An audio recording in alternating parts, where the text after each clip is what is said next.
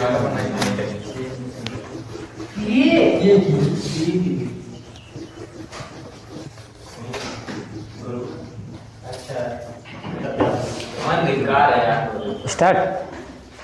साथियों, नेक्स्ट 2.0 में आप सभी का स्वागत है। आप सब जानते हैं सीआरपीएफ का प्रैक्टिस सेशन चलाया जा रहा है आप लोगों के लिए।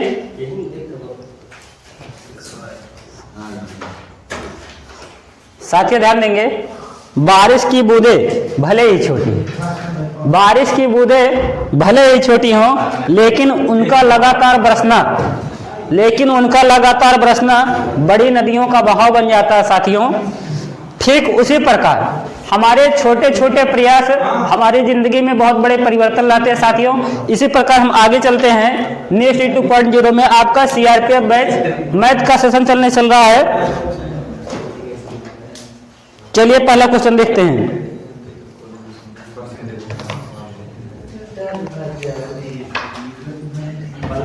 एक 113 प्लस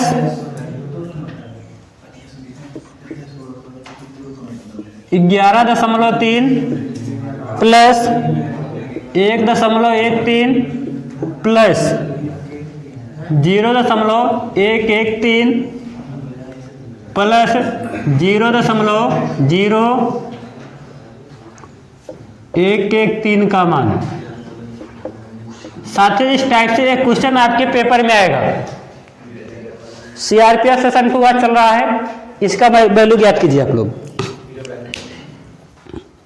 इसका मान क्या होगा?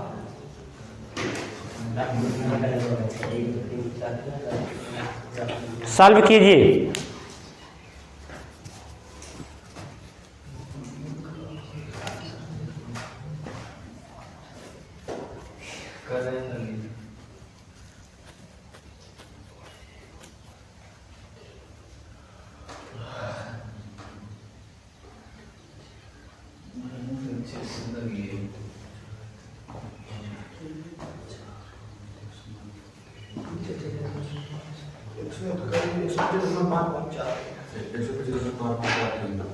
चलिए ठीक है, इनको जब आप जोड़ेंगे तो 113 यहाँ पे दशमलव के बाद लगा सकते हैं 0 4 बार। ठीक है, इसके बाद आप क्या करेंगे, यहाँ पे 10 0 लगा सकते हैं 3 बार, यहाँ पे 0 लगा देंगे 2 बार, यहाँ 0 लगा देंगे 1 बार। सबको जोड़ देंगे, इकाई और इकाई को जोड़ेंगे तो आप कहेंगे सर यहाँ से बन जाएगा 3। इसके बाद 1 जोड़ेंगे, 0 जोड़ेंगे, 3 जोड़ेंगे तो हो जाएगा कितना, 3 कहाँ 4, देखिए 3 हो गया, 0 हो गया, फिर 0 हो गया, फिर 0 हो गया, आपका 3 बन गया। 1 हो गया, 1 में आप जोड़ेंगे 3 जोड़ेंगे तो हो जाएगा 4। ठीक है, ये साथ इसमें जोड़ेंगे 1 1 1 2 हो गया, 2 में 3 हो गया, 5 हो गया, यहाँ से आपका बन जाएगा 5। 3 डिजिट जोड़ दिया, तो आप लोग 3 डिजिट जोड़ चुके हैं। ठीक है, इसके बाद फिर क्या जोड़ेंगे, 0 1 1 2 हो गया, इसके बाद 3 5 हो गया, दशमलव जोड़ेंगे तो कितना हो जाएगा, 113 और प्लस 12। ठीक है, 11 1 12 और 117 हो जाएगा 125। 125.5543 उत्तर आपका हो जाएगा। इस टाइप का एक क्वेश्चन सीआरपीएफ में पूछा जाएगा, फिक्स है, समझ रहे हैं। दूसरा क्वेश्चन,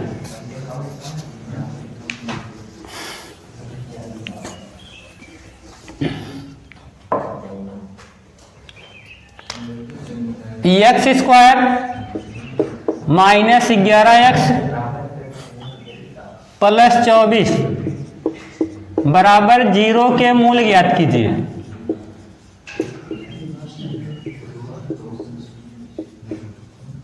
दूसरा क्वेश्चन, दिए गए x square minus 11x plus 24 बराबर 0 के मूल ज्ञात कीजिए।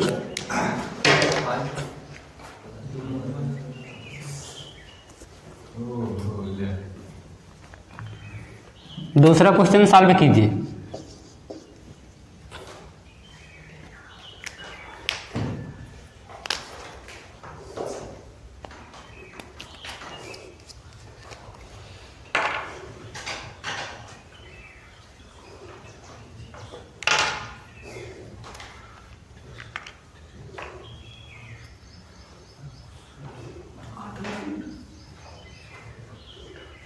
8 और 3।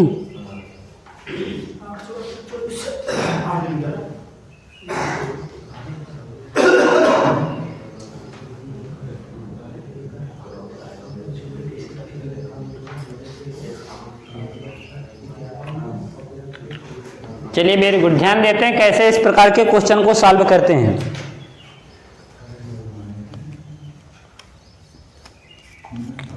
ध्यान देंगे साथियों, अगर आपका मूल पूछा जाता तो यहाँ पे ध्यान देंगे, इनका हम गुणनखंड निकालेंगे। इनका जब गुणनखंड करते हैं ध्यान से समझिए कैसे गुणनखंड किया जाता है, सभी लोग ध्यान से समझेंगे। देखिए भैया यहाँ पे क्या है, एक्स स्क्वायर का जो गुणांक होगा 1 होगा, इसका क्या करेंगे, गुणा कराया जाता है। 24 का गुणा एक्स में करेंगे सर 24 एक्स स्क्वायर बनेगा, ठीक है। जो मध्य पद होता है इसको दो ऐसी संख्या में तोड़ेंगे, 11 को दो ऐसी संख्या में तोड़ेंगे ताकि गुणा कराने पर 24 आ जाए और जोड़ने घटाने पर 11 आ जाए। जोड़ने घटाने पर कितना आ जाए, 11। 11 को दो ऐसी संख्या में तोड़ेंगे ताकि गुणा करने पर 24 आए और जोड़ने घटाने पर क्या आए, 11 आए। आप कहेंगे सर 8 त्रिक 24, 8 त्रिक 8 और 3 को जोड़ेंगे कितना हो जाएगा, 11 हो जाएगा। यहां से हम लोग क्या करेंगे, इसको लिखेंगे एक्स स्क्वायर माइनस 11 को लिखेंगे 8 प्लस 3 इंटू एक्स प्लस 24 बराबर 0। एक्स स्क्वायर माइनस एक्स का गुणा कराएंगे 8x माइनस 3x प्लस 24 बराबर 0। पहले दो पद से कॉमन, अंतिम दो पद से कॉमन करेंगे। पहले दो पद में आप कहेंगे सर x कॉमन है, x को कॉमन करेंगे तो x माइनस 8 हो जाएगा। यहाँ से माइनस 3 कॉमन करेंगे तो x माइनस 8 हो जाएगा बराबर 0। ध्यान देंगे, अब इनमें से आप लोग कहेंगे सर x को कॉमन किए माइनस 3 को कॉमन किए, जिसको कॉमन करते हैं उसको एक बार लिखते हैं, इसके बाद x माइनस 8 को एक बार लिख देंगे, इतना बराबर 0 हो जाएगा। पॉइंट ऐसा है, ठीक है। एक बार आप वैल्यू रखेंगे, एक बार रखेंगे, जब मूल निकालना है तो x माइनस 3 बराबर 0, एक बार x माइनस 3 बराबर 0, दूसरी बार x माइनस 8 बराबर 0। x माइनस 3 बराबर 0 रखेंगे तो x बराबर 3 दूसरी तरफ जाएगा तो x बराबर 3 हो जाएगा। दूसरी बार x माइनस 8 बराबर 0 रखेंगे तो x बराबर 8 75 करेंगे तो x बराबर 8 हो जाएगा। जो x का मान आता है उसी को मूल कहा जाता है, उसी को क्या कहा जाता है, मूल कहा जाता है। इसका मतलब पहला मूल 3 और दूसरा मूल 8 है। समझे क्या? एक बार फिर से देखिए, इनका क्या करते हैं, x square minus 11x plus 24 बराबर 0 के मूल ज्ञात कीजिए, ऐसा क्वेश्चन किया है। तो क्या करेंगे, इनका गुणनखंड करेंगे, द्विघात गुणनखंड करेंगे। द्विघात गुणनखंड करने के लिए आप क्या करते हैं, इसका जो एक्स स्क्वायर का गुणक होगा, जो अचर पद होगा उसका गुणा कराएंगे। तो यहाँ से एक्स स्क्वायर और 24 का गुणा कराएंगे, 24 एक्स स्क्वायर बनेगा। जो मध्य पद होता है 11 जो होता है, एक्स का जो गुणांक होता है उसको दो ऐसी संख्या में तोड़ा जाएगा ताकि गुणा करने पर 24 आए और जोड़ने घटाने पर 11 आए। 11 को लिखेंगे 8 प्लस 3। कैसे सर? क्योंकि 8 प्लस 3 को जोड़ेंगे तो 11 आएगा, 8 गुणे 3 करेंगे तो 24 आए। पॉइंट है समझ में, यही पॉइंट ध्यान देंगे। तो 11 को लिख सकते हैं 8 प्लस 3 तो हो गया एक्स स्क्वायर माइनस 11 के स्थान पे 8 प्लस 3 इंटू एक्स प्लस 24 बराबर 0। एक्स का गुणा करा दिया गया तो एक्स गुणे 8 करेंगे माइनस का 8x, ब्रैकेट के बाहर जब माइनस होता है ब्रैकेट हटाते तो अंदर वाला चिन्ह बदल जाता है। तो जहां प्लस 3 था यहाँ पे x का गुणा 3 में करेंगे माइनस 3x प्लस 24 बराबर 0। पहले दो पद से सर x कॉमन है, x को कॉमन कर देंगे तो x माइनस 8, दूसरे पद से माइनस 3 कॉमन करेंगे तो x माइनस 8 हो जाएगा। ठीक है, इसके बाद जिसको कॉमन किए, x को कॉमन किए, माइनस 3 को कॉमन किए, इनको एक साथ रख देंगे। x माइनस 8 दो बार, तो इनको एक बार लिखेंगे बराबर 0। एक बार रखेंगे x माइनस 3 बराबर 0, तो 3 इधर पक्षांतर करेंगे x बराबर 3। दूसरी बार रखेंगे x माइनस 8 बराबर 0, तो x बराबर 8। जो x की वैल्यू आती है वही मोल कहलाता है। आया समझ में? सबको समझ में आया क्या? आया भैया?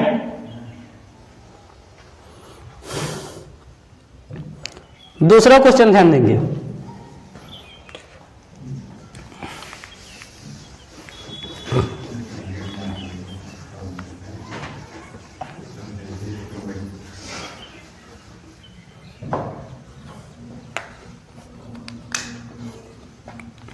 यदि थीटा बराबर 45 अंश है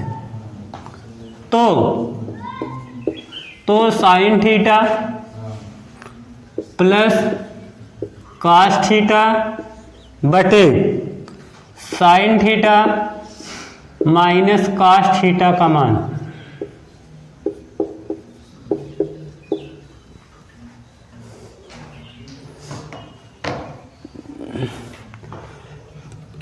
त्रिकोणमिति से एक क्वेश्चन आपके एग्जाम में आएगा साथियों,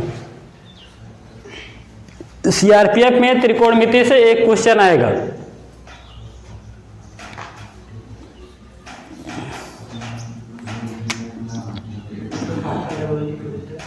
ऑप्शन दे दें, ऑप्शन लिख लीजिए। आपका ऑप्शन 0 दिया गया है, 1 दिया गया है, -1 दिया गया है, इनफाइनाइट दिया गया है। इनफाइनाइट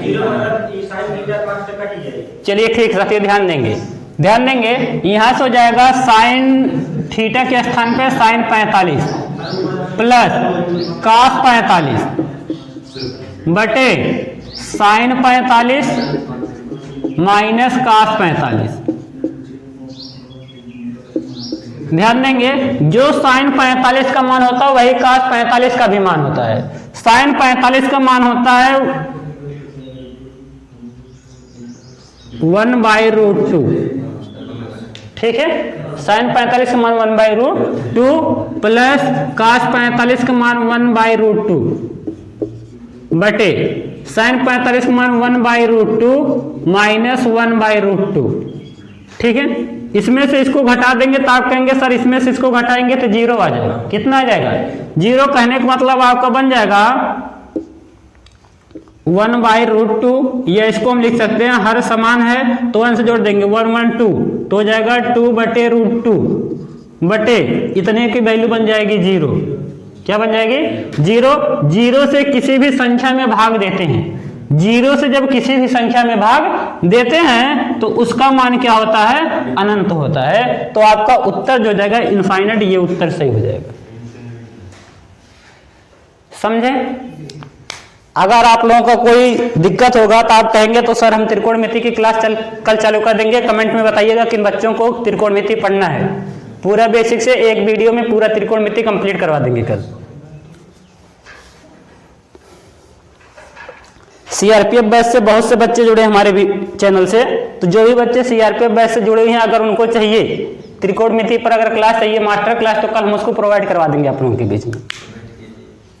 साथियों कमेंट करेंगे अगर आपको त्रिकोणमिति पर कोई भी चैप्टर चाहिए तो पूरा त्रिकोणमिति एक सीरीज में कंप्लीट करवा देंगे।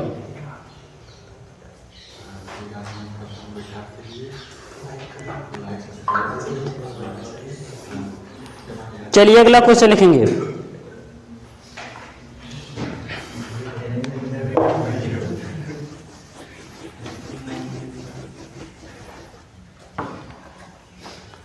दूसरा क्वेश्चन लिखेंगे, एक कार्यालय में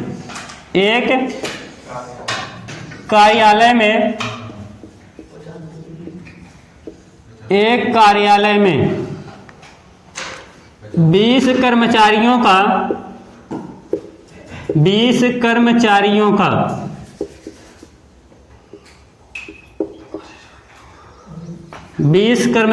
का औसत वेतन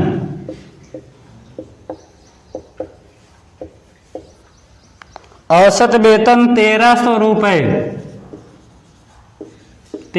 रुपये प्रति महीने है।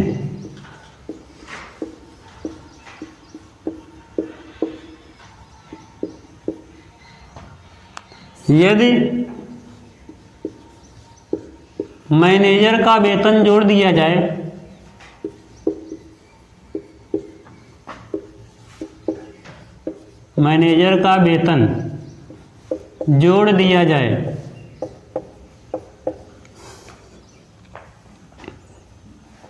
जोड़ दिया जाए तो औसत वेतन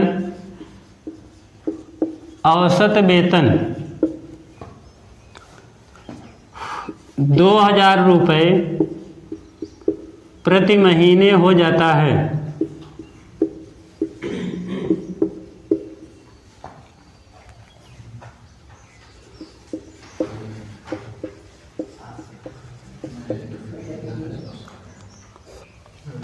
मैनेजर का वेतन ज्ञात कीजिए। मैनेजर का वेतन ज्ञात कीजिए।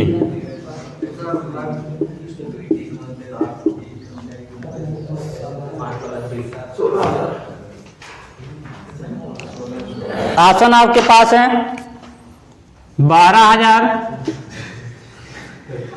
14,000, 16,000, 18,000। साथियों कमेंट में उत्तर दीजिए अगर आपको क्वेश्चन समझ में आ रहा तो। वेरी गुड, 16,000 कुछ विद्यार्थियों के उत्तर आ चुके हैं। ध्यान देंगे इस प्रकार के सवाल को कैसे लगाते हैं साथियों। दिया गया एक कार्यालय में 20 कर्मचारियों का औसत वेतन 1,300 रुपए प्रति महीना है। ठीक है, कितने कर्मचारियों का वेतन दिया गया है? एक कार्यालय में 20 कर्मचारियों का वेतन, 20 कर्मचारियों का औसत वेतन 1,300 रुपए है। ठीक है, कितने रुपए है? 1,300 रुपए। यहां से ध्यान देंगे, आप जानते हैं सर औसत बराबर होता है, औसत बराबर योग बटे संख्या, योग बटे संख्या, ये औसत का फार्मूला होता है।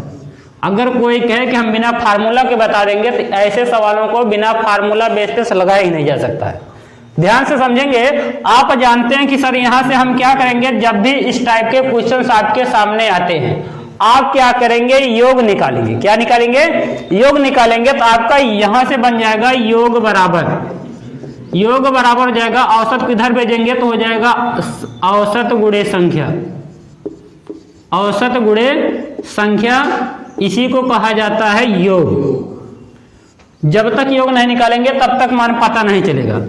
एक कार्यालय में 20 कर्मचारियों का औसत वेतन 1,300 रुपए महीने है, तो 20 कर्मचारियों का योग निकालेंगे। तो 20 का योग निकालेंगे, 20 का योग बराबर औसत कितना है सर? औसत 1,300 है, गुणे संख्या कितनी है? 20 है, तो हो जाएगा 13 दूनी 26, 26,000 हो गया। 20 का जो योग हो गया, 20 का योग बराबर 26,000 है। कितना है? 26,000। इसके बाद कराई, यदि मैनेजर का वेतन जोड़ दिया जाए तो 20 में अगर मैनेजर जोड़ देंगे तो 21 लोग बन जाएंगे। कितने लोग बन जाएंगे? 21 लोग। तो 20 का योग 26,000 है, 21 का योग निकालेंगे। 21 का योग, योग बराबर औसत गुणे संख्या, औसत वेतन कितना हो जाता है? 2,000 रुपए प्रति महीना हो जाता है। औसत हो जाएगा 2,000 गुणे संख्या कितनी है? 21। तो इनका मान निकालेंगे तो 21 का योग, 21 का जो योग बनेगा, योग बराबर 21 दूना 42, 42,000 हो जाएगा। ठीक है, यहां से ध्यान से हम लोग समझेंगे। 21 लोगों का योग 42,000 है और 20 लोगों का जो योग है वो 26,000 है। सर यहाँ पे 21 लोगों का योग 42,000 और 20 लोगों का योग 26,000 है। कितने का डिफरेंट है? सर यहाँ तो 1 का डिफरेंट है। यहाँ कितने का डिफरेंट है? कितने का अंतर है? कितने का अंतर है? 16,000। तो यहाँ से 16,000 का अंतर है। कहने का मतलब आपका क्या बन गया? ये 1 का जो मान है 16,000 है। ये 1 का परिवर्तन किसकी वजह से आया है? सर मैनेजर की वजह से आया है। इसका मतलब इस 1 का मान कितना आया है? 16,000। कहने का मतलब मैनेजर का जो वेतन होगा वो 16,000 होगा। नहीं समझ पाए? समझ गए भैया?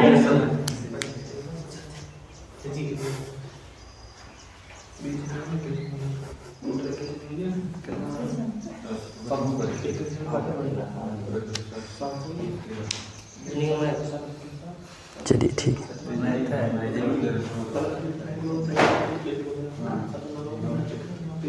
वो बताए दिन में कहीं दिक्कत लेते हैं।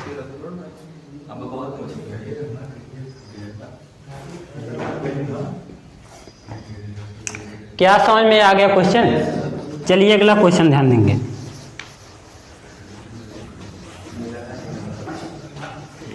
किसी को अगर दिक्कत है, किसी भी भाई को दिक्कत है तो हमें कमेंट करेंगे। हमारे इस चैनल से नया नया चैनल है, फिर भी आप लोगों का बहुत सपोर्ट और सहयोग मिल रहा है साथियों।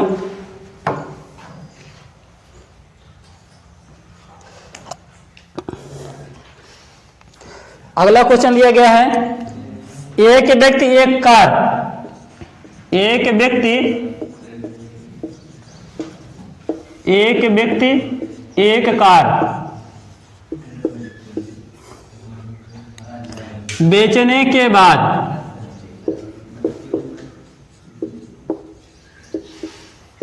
एक कार बेचने के बाद 25% लाभ, 25% लाभ अर्जित करता है,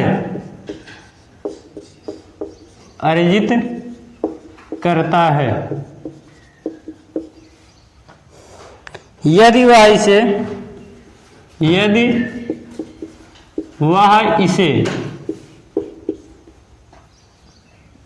45,000 रुपये अधिक में बेचता, अधिक में बेचता है तो उसे 40% का लाभ होता है।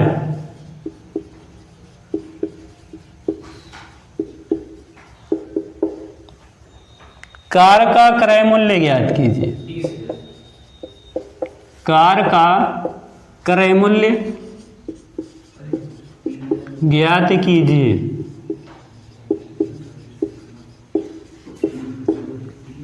चलिए साथियों, कमेंट बॉक्स में इसका उत्तर बताइए आप लोग।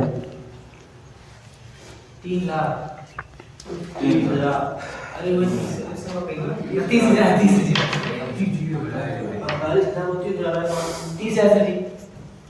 30,000 कि 3 लाख है? 3 लाख 30,000 3 लाख वो है तो 3 लाख है, 3 लाख एक माह 3,000 है, 3 लाख है। आप तो जो 15 माह बता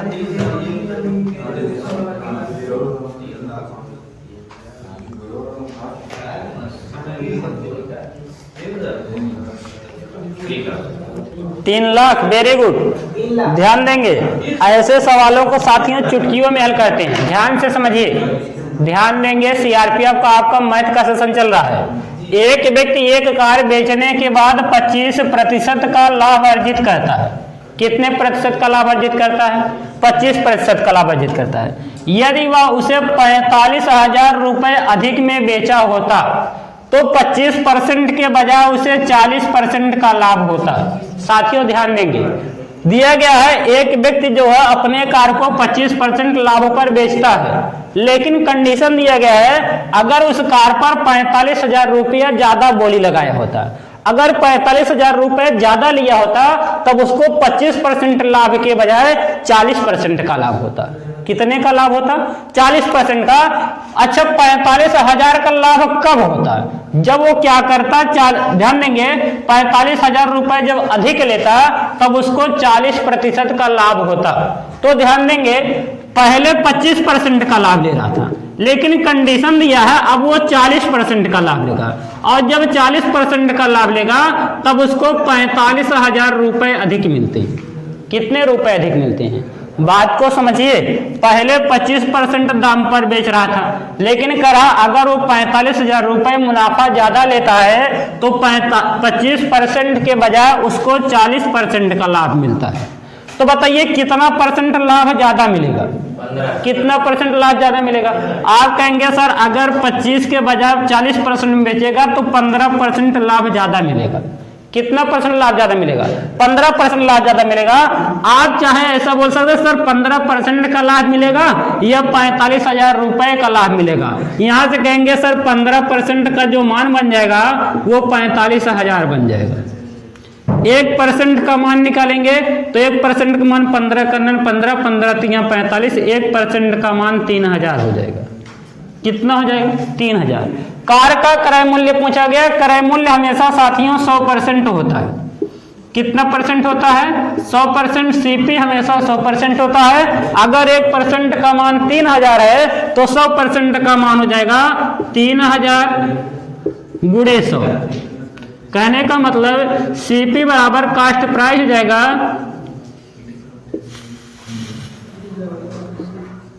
ठीक है, ये आपको हो जाएगा सीपी क्रय मूल्य। ठीक है, ये आपका उत्तर हो गया। क्या क्वेश्चन समझ में आया? एक बार फिर से देखिए, एक व्यक्ति एक कार बेचने के बाद 25% का लाभ अर्जित करता है। यदि वह इसे 45,000 रुपए अधिक में बेचता तो उसे 40% का लाभ होता। कार का क्रय मूल्य ज्ञात कीजिए। पहले 25% बेच रहा था, बाद में कह रहा जब 45,000 रुपए लेगा, 45,000 रुपए ज्यादा लेगा, तब उसको 40% का लाभ होगा। अच्छा बताइए 25 से 40 कितना अधिक है? आप कहेंगे सर 25 से 40 जो है 15% अधिक है। अगर 15% अधिक है तो 45,000 रुपए भी तो अधिक है। कहने का मतलब 15% का मान 45,000 बन जाएगा, 1% का मान 3,000 हो जाएगा, 15 3 45। यहाँ से 1% का मान 3,000 हो जाएगा। क्रय मूल्य हमेशा 100% होता है, तो 100% का मान 3,000 गुणे 100 हो जाएगा, क्रय मूल्य 3 लाख रुपए बन जाएगा। आया समझ में? इसी प्रकार के आसान से क्वेश्चन आपके सीआरपीएफ एग्जाम में पूछे जाते हैं। यही लेवल बस सीआरपीएफ के एग्जाम में रहने वाला है साथ में। अगला क्वेश्चन ध्यान देते हैं।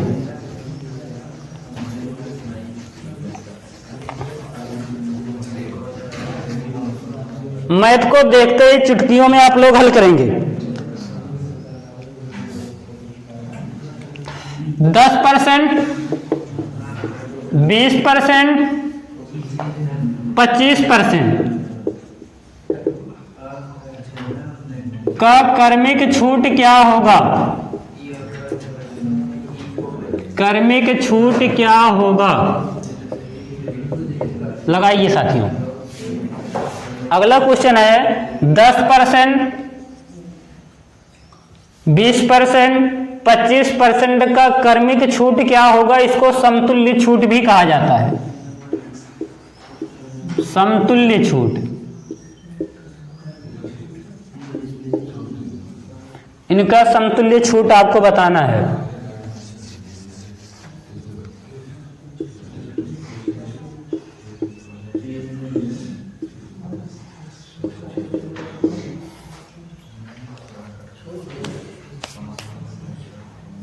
ऑप्शन आपके पास है 55%, 46%, 20%, 18.3%, 46%। चलिए वेरी गुड। ध्यान देंगे क्रमिक छूट, कौन सा छूट? क्रमिक छूट। ध्यान देंगे 10% की एक बार छूट, दूसरी बार 20% का छूट और तीसरी बार 25% का छूट। यही दिया गया है क्या? यही दिया गया है। ध्यान देंगे तो 10% को आप लिखेंगे ओवरऑल जो मान होता है, सुनिए भैया, ओवरऑल मान 100% होता है। ओवरऑल मान कितना होता है? 100%। अगर 100 में से 10 को छोड़ देंगे, 100% में से 10 को घटा देंगे तो क्या % बचेगा? छूट मतलब छोड़ना। 100% में से 10% छोड़ेंगे तो कितना हो जाएगा? 90%। तो यहां से आपको बन जाएगा सर 90% गुणे 20% छोड़ेंगे। 100 में से अगर दोबारा 20% छोड़ेंगे कितना % बचेगा? सर 80% बचेगा। कितना बचेगा? 80%। 100 में से 25% छोड़ेंगे कितना हो जाएगा? 75%। इनको हल कर दीजिए, कितना हो जाएगा? 90/100, % का मतलब बटे 100, 80/100 गुणे 75/100। 2 जीरो कैंसिल, 2 जीरो कैंसिल। 25 से काटेंगे 25 चौका 100 और 25 तिया 75। 4 से काटेंगे 4 का 4, 4 दूनी 8। आपको हो जाएगा 9 दूनी 18, 18 तिया 54। 54/100, 54/100 को लिख सकते हैं 54%। क्या लिख सकते हैं? 54%। ध्यान से समझिए, आपका दिया गया क्रमिक छूट। क्रमिक छूट पहले मूल्य 100% था, अब उसमें से इतना मूल्य हो गया। पहले मूल्य था 100%, अब मूल्य हो गया, छोड़ने के बाद मूल्य 54% आ गया। पहले मूल्य 100% था, छोड़ने के बाद मूल्य कितना हो गया? 54%। तो बताइए पहले मूल्य 100% था, छोड़ने के बाद मूल्य 54% हो गया। बताइए कितना मूल्य छोड़ा गया? 100 में से 54 घटा देंगे तो कितना आएगा साथियों? 46% आपका उत्तर आ जाएगा। फिर से देख लेते एक बार। ध्यान से समझिए, सर बहुत खतरनाक तरीका आपने बताया। देखिए ध्यान देते हैं, दिया गया ये पहली बार 10% छूट दिया जाता है, दूसरी बार 20% छूट दिया जाता है, तीसरी बार 25% छूट दिया जाता है। इतना असल में इनका क्रमिक छूट दिया गया है, चाहे 3 बार दे दे, 4 बार दे दे, 5 बार दे दे, 6 बार दे दे, कितनी भी बार छूट दे दे, जब आपसे क्रमिक छूट या समतुल्य छूट पूछा जाता है साथियों कुछ नहीं करते हैं, कोई फार्मूला का प्रयोग नहीं करते हैं। ध्यान देंगे, पहले जो हमारा ओवरऑल जो प्रारंभिक मान होता है वो 100% माना जाता है। कितना परसेंट? 100%। 100% में से अगर 10% छोड़ेंगे कितना बचेगा साथियों? सर अगर 100 में से 10 घटा देंगे तो 90% बचेगा। दूसरी बार 20% छोड़ा है, 100 में से 20 घटा देंगे सर 80% बचेगा। सर 100 में से 25% घटा देंगे 75% बचेगा। 3% आपको छूट के बाद की नहीं, इन्हीं परसेंटों का गुणा करा देंगे। क्या करा देंगे? गुणा करा देंगे। 90% को लिखेंगे 90/100, 80% को 80/100, 75% को 75/100। इनको जब हम लोग सरल करेंगे तो डबल जीरो से 1 0 1 0 1 कैंसिल हो गया। इनको काटेंगे 25 चौका 100, 25 तियां 75, 4 से काटेंगे 4 1 4, 4 2 8, आपको बच गया 9 दूनी 18, 18 तियाई 54, 54/100 बचा। 54/100 को 54% बोलेंगे। बटे 100 का मतलब होता परसेंट, 54/100 को 54% बोलेंगे। सर पहले मान 100% था, अब मान छोड़ने के बाद मान 54% हो गया। प्रारंभिक मान 100% था, छोड़ने के बाद मान कितना हो गया? 54% हो गया। तो 100 में से कितना छोड़ा गया ताकि मान 54% आ गया? 100 में से 54 घटाएंगे कितना आएगा? 46%। ओवरऑल जो आपका समतुल्य छूट आएगा साथियों वो 46% आएगा। उम्मीद करते हैं क्वेश्चन आपके समझ में आया होगा। इस टाइप के कोई भी क्वेश्चन होंगे आप आसानी से हल कर सकते हैं। समझ गए?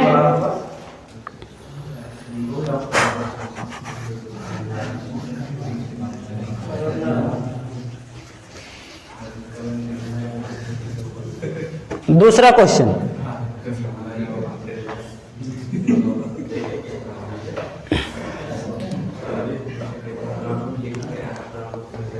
एक मशीन को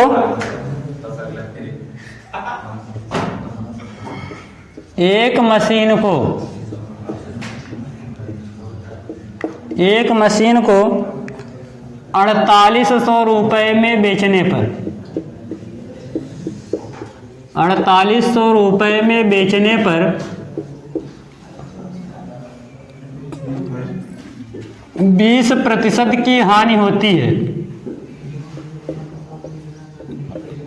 20% की हानि होती है।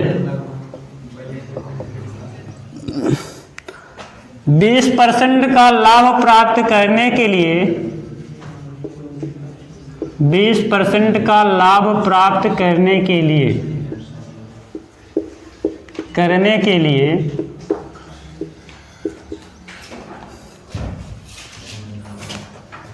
मशीन को किस मूल्य पर बेचना चाहिए? मशीन को किस मूल्य पर बेचना चाहिए? किस मूल्य पर बेचना चाहिए? चलिए साथियों, बहुत आसान सा क्वेश्चन है। इसी टाइप के आपके सीआरपीएफ के एग्जाम में क्वेश्चन देखने को मिलेंगे। कल से आपका सीआरपीएफ का एग्जाम होने वाला है, ठीक है। आज आपका 21 फरवरी। आज साथियों क्या है? 21 फरवरी की विशेषता क्या है? 21 फरवरी को मनाया जाता है अंतर्राष्ट्रीय मातृभाषा दिवस। अंतर्राष्ट्रीय मातृभाषा दिवस।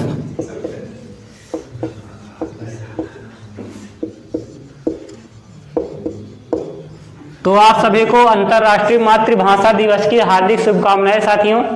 आज आपका है 21 फरवरी।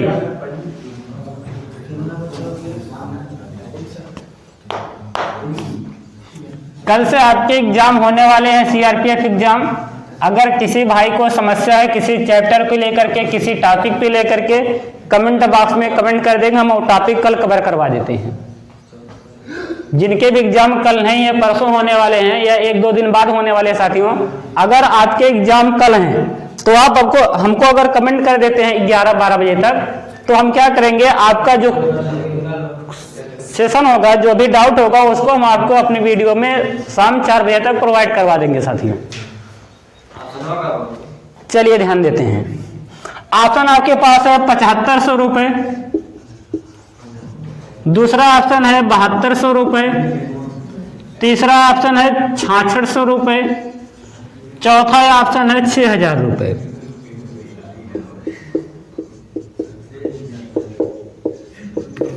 चलिए साथियों ध्यान देते हैं, दिया गया एक मशीन को 4800 रुपए में बेचने पर 20% की हानि होती है। यदि उस 20% का लाभ प्राप्त करने के लिए मशीन को किस मूल्य पर बेचना चाहिए? देखते ही चुटकियों में ऐसे सवालों को हल करते हैं। Very good. आपका जो सीपी होता है, जिसको कास्ट प्राइस बोला जाता है, क्रय मूल्य बोला जाता है साथियों, वो हमेशा 100% होता है। क्वेश्चन को ध्यान से समझेंगे। क्रय मूल्य साथियों हमेशा 100% होता है। क्वेश्चन दिया गया एक मशीन को 4800 रुपए में बेचा जाता है। जब 4800 रुपए में बेचा जाता है तो 20% की हानि होती है। समझिएगा, 20% की हानि होती है। 100% में खरीदा गया है, 20% का हानि होगा तो कै % में बेचा जाएगा? कहेंगे सर तब तो 80% में बेचा जाएगा। ध्यान से समझिए, अगर 20% हानि पर बेचा जा रहा है, 100% में खरीदा गया है, 20% का हानि लिया जाएगा तो 100 में से 20 घटाएंगे तो 80%। कहने का मतलब सर सामान को 80% में बेचा गया है और 80% का मान 4800 दिया गया है। कितना दिया गया है? 4800। आप इनको सर्वे करेंगे तो कितना हो जाएगा? 8 छक 48। 1% का जो मान हो जाएगा कितना हो जाएगा? 60 हो जाएगा। सर 1% का मान 60 है। फिर सवाल में दिया गया है 20% का लाभ प्राप्त करने के लिए, अगर उस मशीन पर 20% का लाभ लेना है तो मशीन को कितने रुपए में बेचना होगा? आप जान रहे सर मशीन को 100% में खरीदा गया है, 20% का लाभ लेंगे तो कितने में बेचेंगे? 100% में खरीदे हैं, 20 का लाभ लेंगे तो मशीन को 120% में बेचेंगे। कितने में बेचेंगे? 120% में। कहने का मतलब आपसे सवाल में 120% का मान पूछा गया है। कितने का मान पूछा गया है?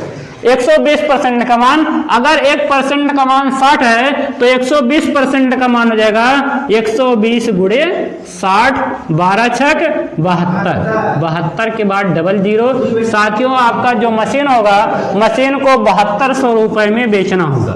ऑप्शन बी इस करेगा। ठीक है, उम्मीद करते हैं क्वेश्चन आपके समझ में आया होगा। आया भैया क्या समझ में? कोई दिक्कत नहीं है।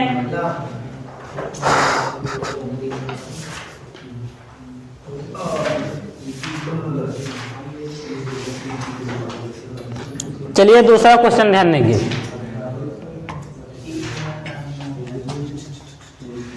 एक बार फिर समझ लेते हैं। एक मशीन को 4800 रुपए में बेचने पर 20% की हानि होती है। 20% का लाभ प्राप्त करने के लिए मशीन को किस मूल्य पर बेचना चाहिए? मशीन का क्रय मूल्य 100% है, 20% की हानि हुई है, 100 में से 20 की हानि हुई, इसका मतलब मशीन को 80% में बेचा गया।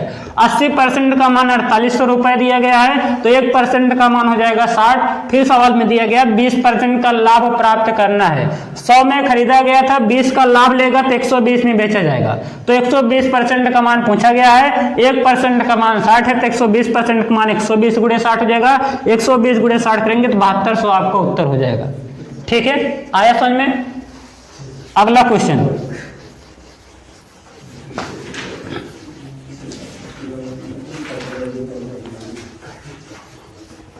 अगला क्वेश्चन है दो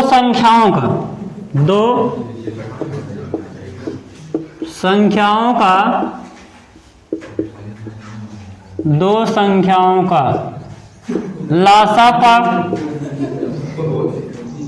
और मासापा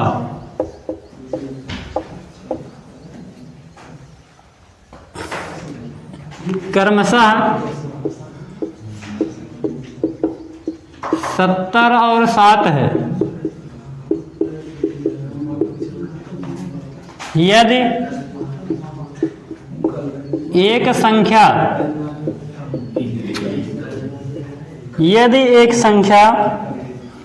35 है एक संख्या 35 है तो दूसरी संख्या बताइए। दूसरी संख्या बताइए। साथियों इसी टाइप के क्वेश्चन आपके सीआरपीएफ एग्जाम में आएंगे। आपको बिल्कुल सीआरपीएफ एग्जाम के लेवल्स को देखते हुए भी, प्रीवियस ईयर के क्वेश्चन को देखते हुए भी ये क्वेश्चन पढ़ाया जा रहा है साथियों। बिल्कुल एग्जाम में यही पैटर्न होने वाला है आपके सीआरपीएफ एग्जाम में। तो साथियों ध्यान देंगे, दो संख्याओं का लासा प और मासा प क्रमशः 70 और 7 दिया गया है। यहां से दिया गया लासा का मान, लासा दिया गया 70, मासा दिया गया है 7। पहली संख्या का मान दिया गया है 35 और दूसरी संख्या का मान आपसे पूछा गया है। तो ध्यान देंगे साथियों, आप लोग बचपन से सीखे होंगे लासा गुणे मासा, ये आप जान सकते हैं। पहली संख्या गुणे दूसरी संख्या, दूसरी संख्या बराबर होता है लासा गुणे मासा, लासा गुणे मासा। इनको सरल करेंगे आप तो आपका बन जाएगा पहली संख्या का मान 35 गुणे दूसरी संख्या पूछा गया है बराबर लासा का मान 70 है और मासा का मान 7 है। सरल करेंगे तो दूसरी संख्या बराबर आपकी बनेगी 70 गुणे 7 बटे 35। 7 से भाग करेंगे 7 करना 7, 7 पचे 35, 5 से भाग करेंगे 14 पचे 70। दूसरी संख्या आपकी साथियों बन जाएगी 14। 14 आपकी दूसरी संख्या बनेगी। क्या क्वेश्चन आया समझ में? क्वेश्चन आ गया समझ में? Very good. आपका होता क्या साथियों, पहली संख्या गुणे दूसरी संख्या बराबर होता है लासा गुणे मासा। पहली संख्या का मान 35 है, दूसरी संख्या पूछा गया है, लासा का मान 70 दिया गया है और मासा का मान 7 दिया गया है। इनको सरल करेंगे तो दूसरी संख्या बराबर 70 गुणे 7 बटे 35। सरल कर देंगे तो 7 करना 7, 7 पचे 35, 5 करना 5, 14 पचे 70। दूसरी संख्या का मान 14 हो जाए। आया क्या समझ में? जी सर।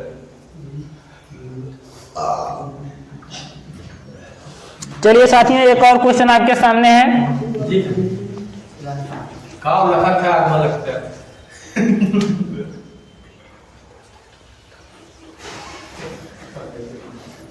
दूसरा क्वेश्चन, इस टाइप का क्वेश्चन कल आपको हम बताए थे। दिया गया 3.14, इसका वर्ग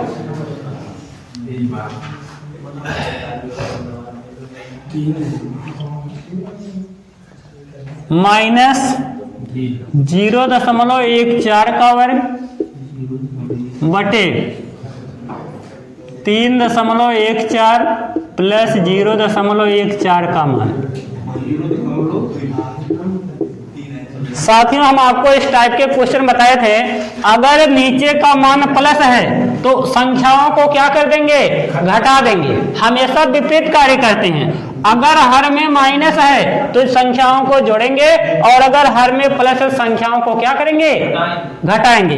तो आपका हर में साथियों क्या दिया गया है, हर में साथियों आपका प्लस दिया गया है। हर के विपरीत हमेशा कार्य करना है, हर के विपरीत कार्य करना है। हर में आपका प्लस दिया गया है, अगर हर में प्लस होगा तो संख्याओं को घटाएंगे और अगर हर में माइनस तो संख्याओं को जोड़ेंगे।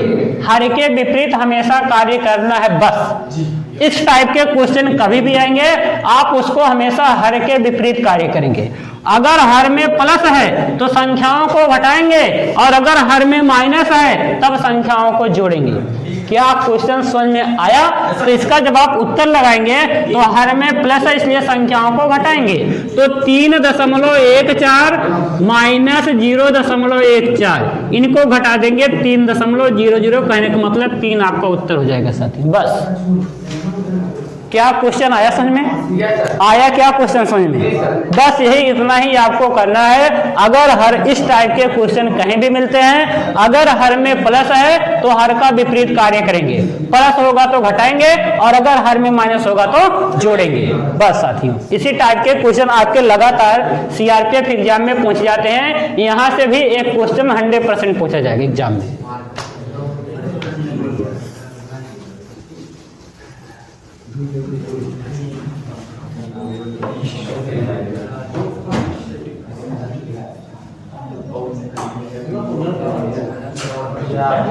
साथियों अगला क्वेश्चन लगाएंगे। एक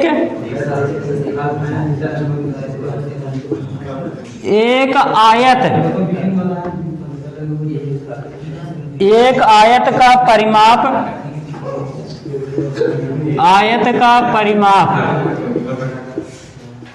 और क्षेत्रफल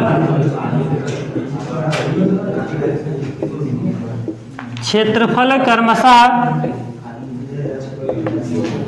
एक आयत का परिमाप और क्षेत्रफल क्रमशः 94 मीटर और 420 मीटर स्क्वायर है। आयत का विकर्ण ज्ञात कीजिए। आयत का विकर्ण ज्ञात कीजिए।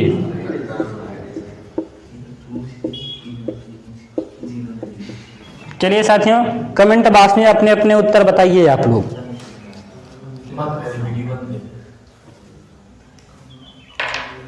क्या हुआ? वीडियो बंद कर दो, कमेंट बॉक्स कल ही मुझे कहने कमेंट बॉक्स में सभी सवाल ये बताए।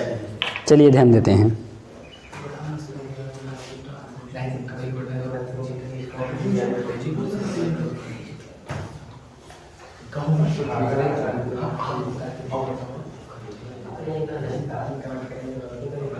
उत्तर दीजिए।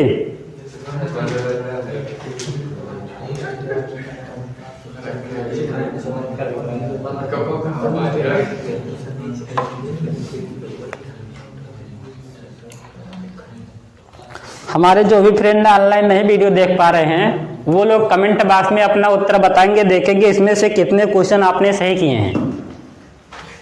चलिए साथियों इसका उत्तर देखते हैं कैसे इस क्वेश्चन को सरल करते हैं। दिया गया है एक आयत का परिमाप। आयत का परिमाप बराबर होता है, ध्यान से समझेंगे, आयत का परिमाप बराबर होता है 2 ब्रैकेट में लंबाई प्लस चौड़ाई। 2 ब्रैकेट में लंबाई प्लस चौड़ाई का मान आपका दिया गया है 94। यहां से कहेंगे लंबाई प्लस चौड़ाई बराबर आपका बन जाएगा 2 से इसको काट देंगे तो हो जाएगा 2 चौका 8, ठीक है। इसके बाद 14 हो जाएगा तो हो जाएगा 47। लंबाई प्लस चौड़ाई का मान हो जाएगा 47। कितना हो जाएगा? 47। फिर इसका हम लोग क्या करेंगे, क्षेत्रफल दिया गया है।